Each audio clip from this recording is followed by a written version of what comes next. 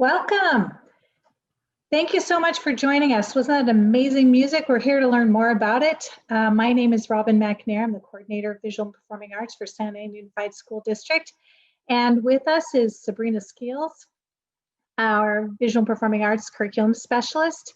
And we're featuring tonight the amazing music coming from Saddleback High School. I'd like to introduce music director, Mr. Sean Knight, who's here to tell us a little bit about what kids have been doing in music during this pandemic time. And let's start off a little bit talking about that, Sean. Please tell us, what were we listening to as we came on tonight's segment? Yeah, so that was the song entitled I Tried by my student Alejandro C. He made it last semester in our concert band / wind ensemble digital music project at Saddleback.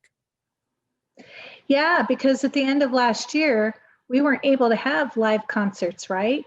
So how did you come about with doing it, presenting music in a digital way? So we went to quarantine, I think it was 1 week before our concert was supposed to happen in March. So the music we had been working on since January for festival and everything, it just, right out. So we had to kind of find new solutions to give our chance for our kids to have a concert. And so I came across searching one night for online digital music stuff that would work on any device. I came across Soundtrap and I played around with it a little bit over the weekend, and we decided to do a project over it. So we started with what we call a loop project. The loop project is they have a whole library bank of loops available. So pre-made sound snippets of drums, bass, piano, sound effects, everything. And so we did a short project on that, make a 1.5-minute song, play around with the program, see what you can do. And the kids, it was like right away the most involved, like student participation wise, the most involved project we had done since quarantine. And I was like, all right, so they really like this. And so we had them write out full songs from, I think we did 1.5 to 3 minutes max, a full project. And then we hosted on live stream. I live streamed it from my computer. The first Saddleback digital music concert. It took place on a website called twitch.tv, which is a live streaming site for digital media, video games, music. They do concerts, kind of all-inclusive media site. So it was a great opportunity. We had a lot of positive feedback, a lot of participation. It was really, really great experience. And from the feedback I got from the students, they all really enjoyed the project and everything with it. So what we have projected here on the screen too is you have another concert coming up, right? Yeah, so we're trying it again in November 17th. Should be our first one. We're going to be doing the second digital music concert. As you can see, the website's down below, the twitch.tv/SaddlebackHSmusic.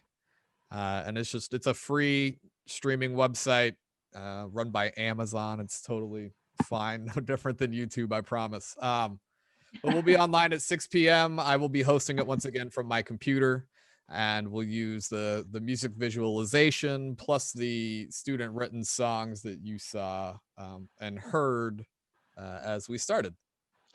Awesome. We're going to take that down for now, and then we're going to bring up our panel for tonight. And then we'll bring that back up at the end to just remind everybody.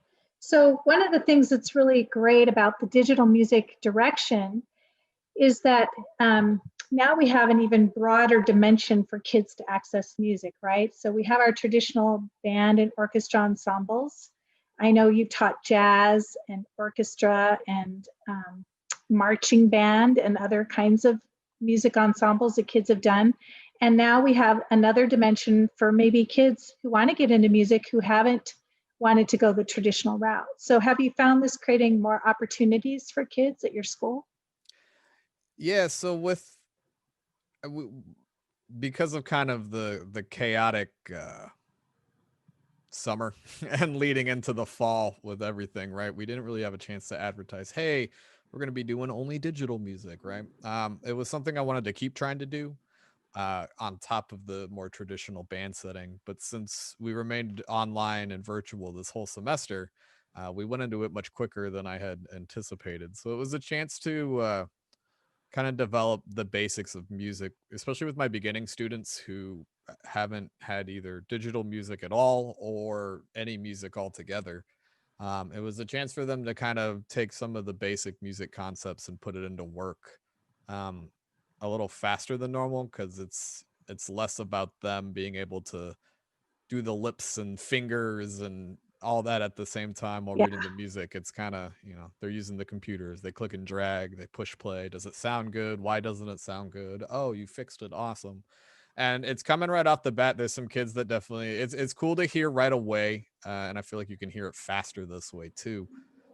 Kids that have that musical ear right off the bat, because what they're coming out with, you're like, wait, you just made this? You've only been in my class for like 2.5 months. This is crazy. And I've been blown away by some of the music my kids have already produced with just the loops, just the pre-made stuff, and putting it all together and finding what sounds good with other stuff. Yeah, this is amazing for that direction if kids want to go. And you have a background in doing this, right? Didn't you study music production and music technology? Yeah, so back in college, way back when, I took a music technology theory elective, and it was my first venture into the world of music technology. And uh, we learned, it was a semester long class. We learned like GarageBand and Reason and Pro Tools and some Finale stuff, and it was kind of just a introductory to these programs and kind of what you can do and what's possible. And it was like life changing for me, because I've become absolutely in love and obsessed with digital music and creating music on my computer since then. And so that's one of the reasons I really wanted to bring it to my kids at Saddleback, is because when I got it, I loved it so much. So I was hoping the same thing would happen to them. Yeah, so you're providing even more opportunities for life-changing experiences for our students. We're really grateful for that. And speaking of which, we're so excited to have one of your students join us. We have Alex Prue with us tonight. So Alex, why don't you join us? Alex is one of your students you've had since the beginning, right? So Yeah, I've had Alex for 3 years now. He plays bassoon in our wind ensemble, but is also a pretty great percussionist and drumline member, playing marching drum and marching bass drum, excuse me. And also working on pit work like marimba and everything else. So multi-talented musician.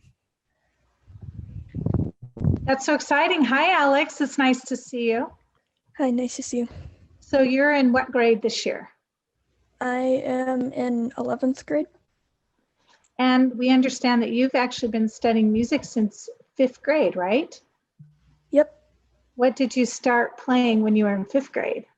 I started out in orchestra playing the viola. And before we went into a pandemic and schools stopped the way as we knew it back in March, what were you playing with Mr. Knight in class? I was playing bassoon for wind ensemble, and after school I would play in the pit for winter drumline. Ah, so you're a percussionist and a bassoonist. Yep. So, and then you got into the digital sound craze too, right? Yes. So, do you mind if we listen to one of the pieces that you've created? No problem. Sure. All right. So and here's what's cool. So, Mr. Knight, when we go to play this, can you tell us what you have going? Because we're going to turn off our screens and everything. And what was happening when we were playing the first song? You had a piece of support that was showing us what the music can look like visually, right? Yeah, so I can pull that up right now before we even start playing, just to talk about it for a moment. So there's a concept of called synesthesia where, oh, see, I'm talking and it's making my Yeah, it picks up voice. on my desktop audio. So you get So it's making my voice have a visual effect. Yeah. So there's this idea where sound becomes images, or people hear sound in images. So tell us about this. I mean, I guess it's just a basic music visualizer program that just takes whatever my computer is hearing, which is why it pops up when anyone but me talks, and just turns it into the visualization of it on the waves. And it has a couple scenes and options in it. So I can adjust things on the fly with just my keyboard. It has different resolutions and bit rates. So it offers a little bit of customization. It is definitely on the lightweight side, but it's nice because it's really easy to just kind of quickly put up and go. And so this one is called Overture Music Visualizer. There's some much more complicated ones, but I like this one for its simplicity. And so. And this is cool though. This is another dimension of what kids can put to their music too. So, and I've seen actually concerts where artists have put visualizations to their music. So let's hear Alex's piece and then we'll carry on the other side.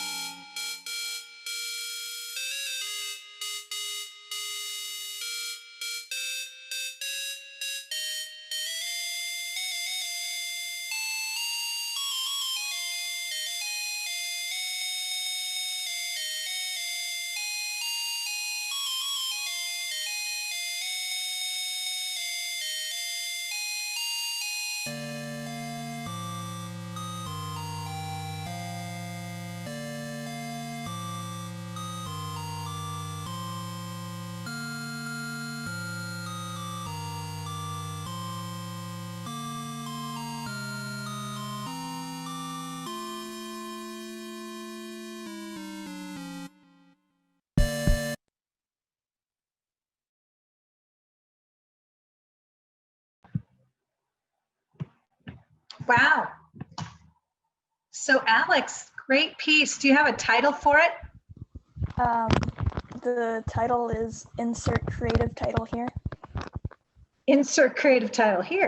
It sounds like a lot of art pieces that I've seen at museums where it's like artist unknown or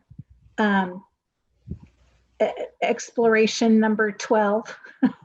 I actually really love that though, when you see like those pieces like that, because it lets you self-identify what you're seeing there, you know? Exactly. It leaves so much room for interpretation because I'm sure I had my own experience based on the meaning I'm trying to make out of it, what I know and understand. But tell us, Alex, we want to know what was going on in your mind when you were creating that piece. I was definitely thinking about a video game level when I was making it, trying to make it as sound as much as a video game as I possibly could. To make it just feel like you were playing a video game while you hear it.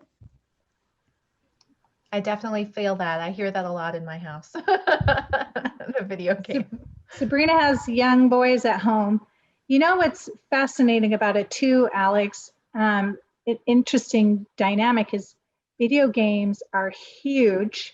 I think there's more and more people at home playing them now, right? Because we have to be quarantined or more isolated. And that's a huge industry to get into, is writing music for video games. Do you see this as something you would like to pursue? Maybe. I do find it interesting and I find it a lot of fun. And I think another thing that's big too has been the phones as well, like games for phones. I mean, there's a total market on that, on some of the throwbacks that you would see as well. Oh my gosh, yeah. So I'm going to tell a little secret about myself. I actually sometimes play like Candy Crush, some of those games on my phone. And that kind of sounds like some of the music that I hear when I'm winning. So yeah, it's definitely a possibility to develop. So yeah, what other kinds of music would you like to write now that you're in the writing business, Alex? I'm not really sure. I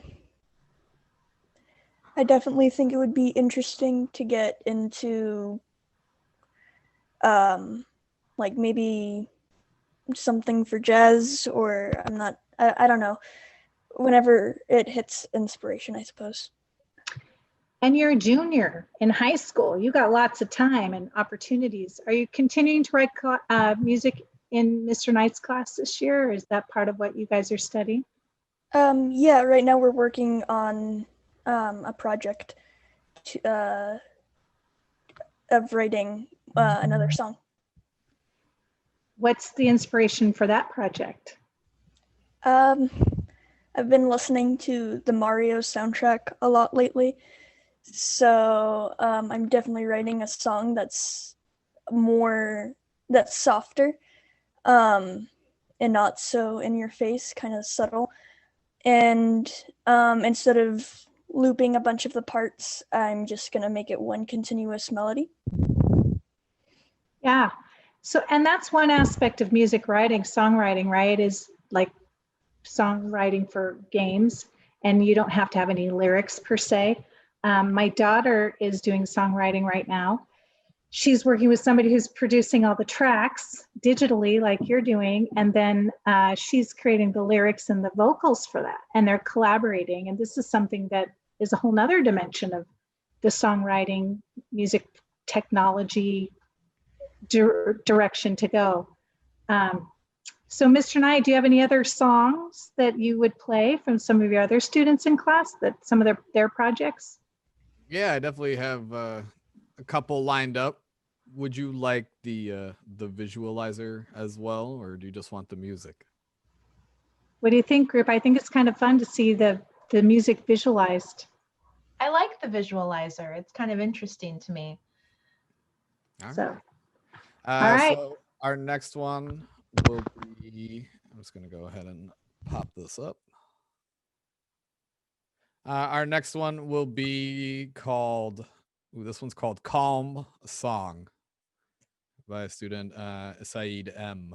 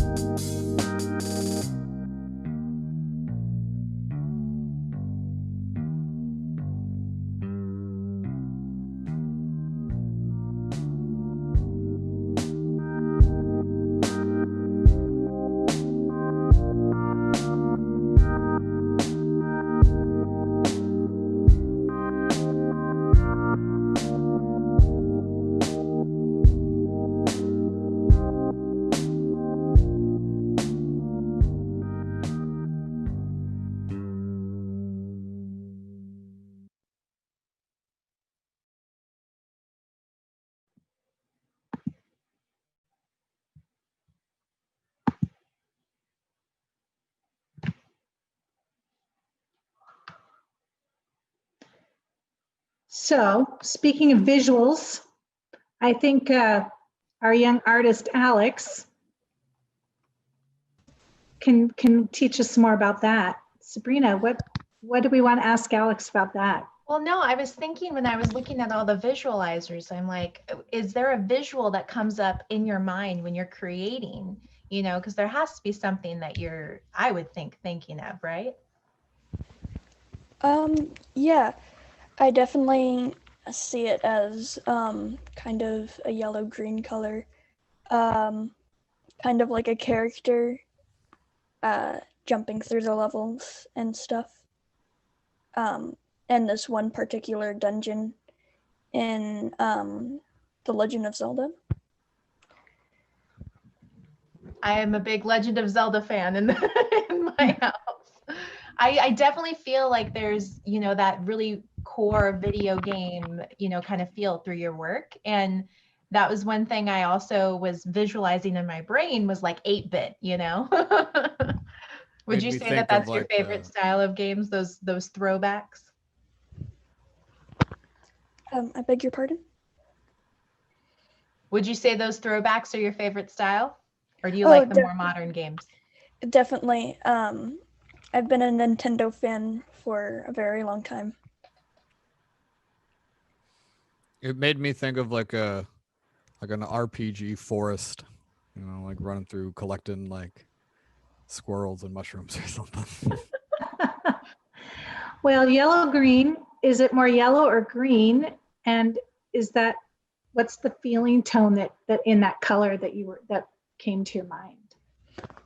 Definitely more yellow than green. It gives me a very happy sort of feeling, like a light sort of feeling, like this is the very beginning of the game, and you're just starting out to play. So very easygoing and just kind of happy. So what if you got to a more complex, difficult level? What would the music sound like then? Like what direction would it go in? I feel like it would definitely be darker. Towards when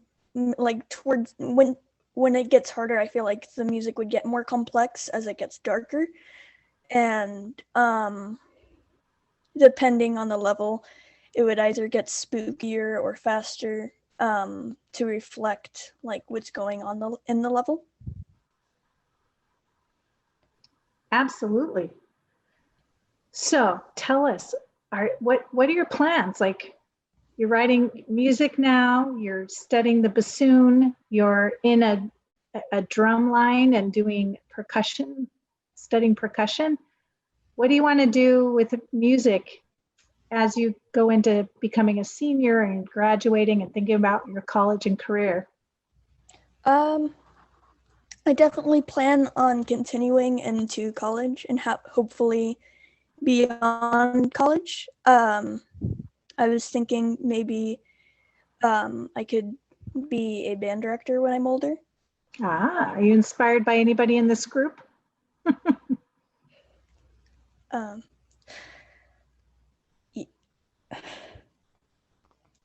Sorry, I didn't mean to put you on the spot. So I think Mr. Knight is a great band director and somebody it's always great to have somebody in your life that inspires you like that. Sean, did you have anybody that inspired you to want to pursue music when you were growing up? Yeah, like I took inspiration from like, you know, middle school and high school teachers, but it wasn't really until I got to college where I met this guy. He was like my main mentor supreme in college. His name was Dana Biggs, and he was the assistant band director. He was in charge of the marching band at CU, the University of Colorado, and I was like, he is awesome, and I want to do what he does. And he definitely pushed me, and I drew a lot of inspiration from what he's done and taught me over the years. I still talk to him, actually. We still call each other up every now and then and just kind of talk about life and music and stuff. It's really great, and I'm really lucky to have someone like that. But that's definitely who inspired me the most throughout my career. You know, that's something I've noticed a lot about music, band, and orchestra, and even choir, is the music students stay in touch with their teachers forever, it seems. Like you guys create lifelong bonds. So I think that's one of the powerful things about being in music education and being in the arts, is that you do create these tribes and find a great place of well-being. In addition to learning a skill that you can use in your life, you're also building a community and friendships that go beyond school. So I think that's a beautiful thing to see happening. I had a funny that you say that. I had a student email me who graduated 2 years ago. He emailed me over the weekend and was like, "Hey, I know I don't play music anymore, but I was hoping you might be able to help me. I'm thinking about changing majors, and I remember you said you changed major." And so he was kind of just, of course I answered and everything. Maybe scolded him a little bit for not continuing his saxophone, but I still hear from them, and it's really cool getting emails or messages from old students who I haven't seen in a long time, and they're still comfortable to reach out to me, even if it's not someone I haven't talked to in a long time. Well, and that says a lot about you as a teacher, and that talks about the importance of relationships and how that plays out over time. Speaking of time, we know you have a little piece of your own music that you created digitally that we thought would be fun for you to share with us on this segment of Artwalk. So is this a good time to play your piece? Sure.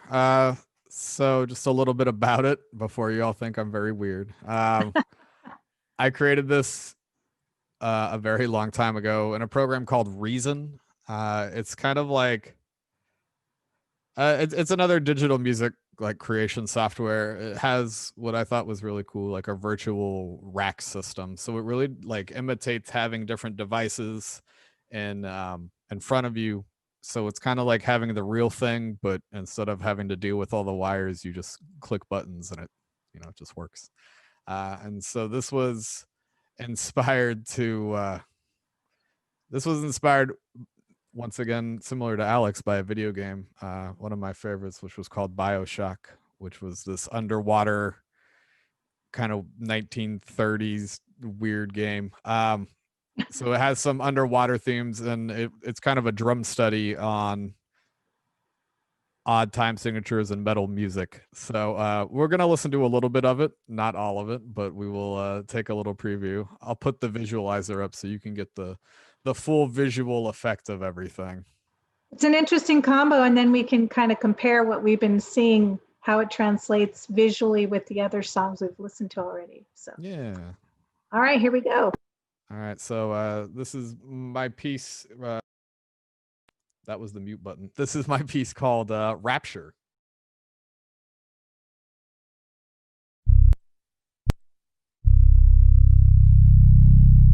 A man has a choice. I chose the impossible.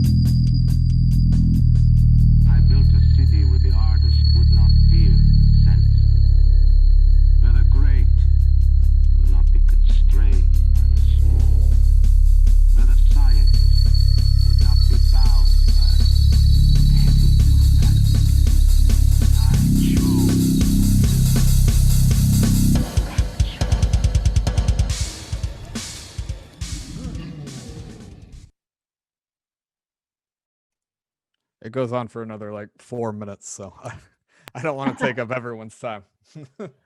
Well, that's an interesting distinction. So you were actually playing the drums, right? No, it was all created digitally. Ah, okay. Could you create a soundtrack where you're playing an instrument too? Oh yeah, absolutely. Even the stuff that we use, like Soundtrap at school, you can record and add that stuff in. When I made like an example for the students to kind of show what they could do. It had, recording of me talking or rapping and stuff over about how Alex might remember about how you have to go green and save the environment and, positive messages. And it makes it really easy to add your own playing and stuff. And it can record, like I have, various audio devices plugged into my computer, and it's great because it can pull directly from them as opposed to just being able to pull from like only your default microphone and everything. So it does offer some options even for such a basic program, which is one of the things I really like about Soundtrap. Is it's a nice bridge between super beginner to maybe a standard affair, which I think is really good for high school students without being too overwhelming. So even if the kids can't come to school and they can't play together in an ensemble, they might have their instrument. They could still do something and tie that to digital recording as well. Yeah, so they could record, as long as they're playing with a metronome, like they should. They could record themselves playing, I guess we have the holidays coming up, right? They could record themselves playing Jingle Bells, and then they could put a drum beat to Jingle Bells, or maybe add in a bass line of whatever bass instrument they want. Or a metal version of Jingle Bells. I think there should be a metal version of every Christmas song, and then they might be bearable to hear. So. What did they have one for? What is it? So the orchestra. I can't remember. They did that for Trans-Siberian Orchestra. Yeah, there's actually, funny enough, I do like metal, and there's a metal band I really like who released a Christmas album of metal songs, and it's incredible. It's August Burns Red. It's very good. They do like Sleigh Ride, and it's not like, screaming or anything. It's just them shredding on guitars with the metal drums. It's really awesome. I highly recommend you at least just check it out. So Alex, if you were to take a holiday song, what would it be and what would you do to it to change it up?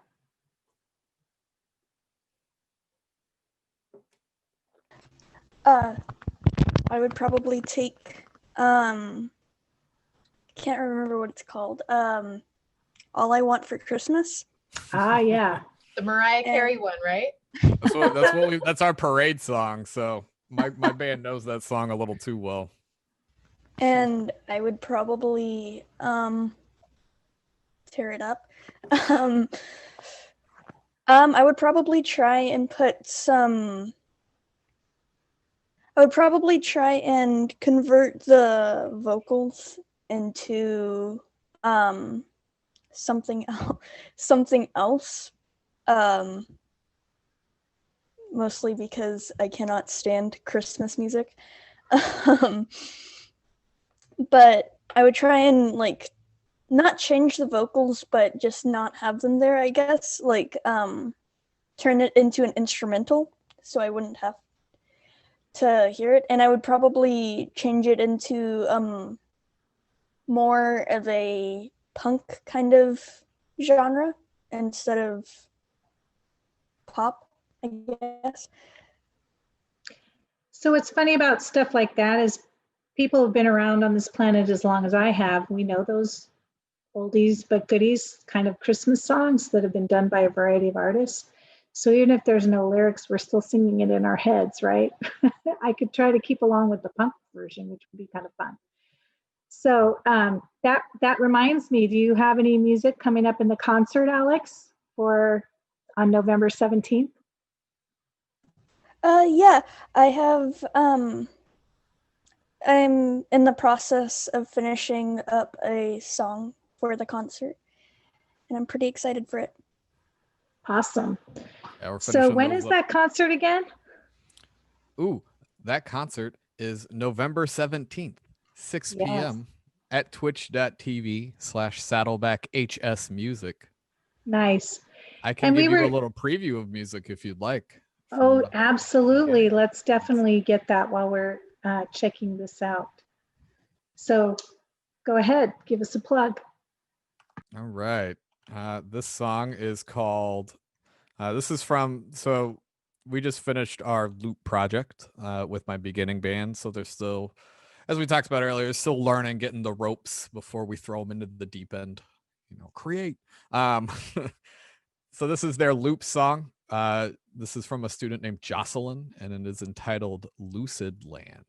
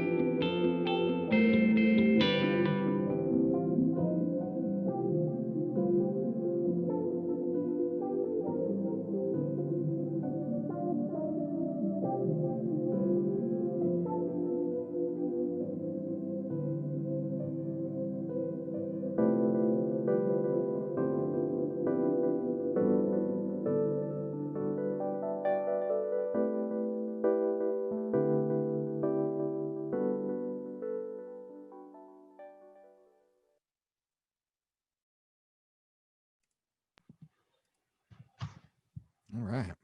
I really like that one. It feels like you're flying through like your dreams. I don't know. That's the visual I get right off the bat. That was super lovely. And I'm really excited about the concert for a night of just sitting back. Are you going to put the visualizer on it, all the concert? Yeah. So because of just the sheer amount of songs that the concert will contain, right? Because we try and get every student to write one song. How it works is we start the live stream up, and the only thing you're going to see, you don't even have to see my face. It's just going to be the visualizer the whole time. I'm going to hit play. I'm going to say who it is, name of the song, right? So this song is Jocelyn C's Lucid Land. And then I would play the song and then move on to the next one. So you get, it's like listening to the radio, basically. Saddleback digital radio. Ooh, that's so exciting. So maybe I anyone should in our change the name. community, yeah, because we're reaching out and appealing to our arts community here in Santa Ana. We have an amazing arts rich community with a lot of musicians. I'm sure they're excited to see what young musicians are coming up. I know we talked about when we were planning for this, we talked about the digital, Soundwave Festival that has been happening over the past month in downtown Santa Ana. And I love that we have young musicians coming up that can plug into the sound scene in Santa Ana and our community here. So thanks to all of you for tonight, for being on this. Thanks, Alex. We love hearing about what you're doing, and we hope to follow your work. Sean, thanks for leading such an amazing program and the work that you're doing with the kids in our wonderful schools there at Saddleback. And thanks, Sabrina, for being here to support and all the knowledge you bring about video games. I love it. Yeah, right. This is so good. And here we go. Here's what you can look forward to on November 17th, starting at 6 o'clock. You can have a whole lovely evening of music filling your home. So we hope that you will tune in and join the students at Saddleback. Free of charge. Free of charge, yeah. And we thank you for supporting SAUSD Arts. And thank you for joining us here tonight. And we look forward to seeing you next time on the first Saturday in December. So take care, everybody. Thank you. Bye. Have a great